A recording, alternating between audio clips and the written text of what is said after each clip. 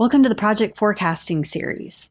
In this series, we're going to show you how to use the Velixo tool in order to pull down data from Intacct into Excel and forecast your cost at completion.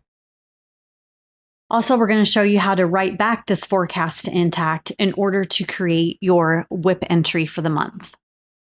In order to use this forecast tool, we have to do a few things in Intacct for setup. We're going to log in here. And we're going to navigate here to the budget repository. So in our series, we're going to show you how to do a monthly forecast for each project. So in order to do that, we need to set up a forecast in the budget repository for each month that you want to have a forecast for. These forecasts can then be pushed to the WIP report from where you can make your WIP journal entry. Okay. And also, obviously, you can use that forecast for reporting or for a dashboard for your project managers and such as well. Okay. So in order to add forecast here for the month, you're just going to hit add.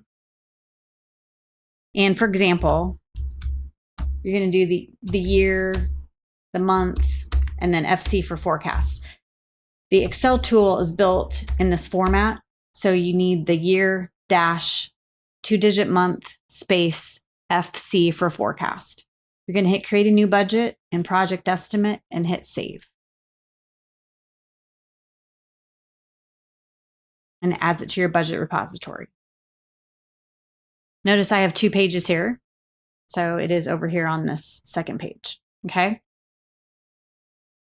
So that forecast can be used in your work in process report in this column here. You could save this work in process report for each month and change this project forecast to be the applicable forecast month. Okay. So using this specific budget here, that would be the project forecast column here. Okay, so that's how it works, tying it all together. In the next video, we're going to show you how to actually use the Excel forecast tool that is shown here.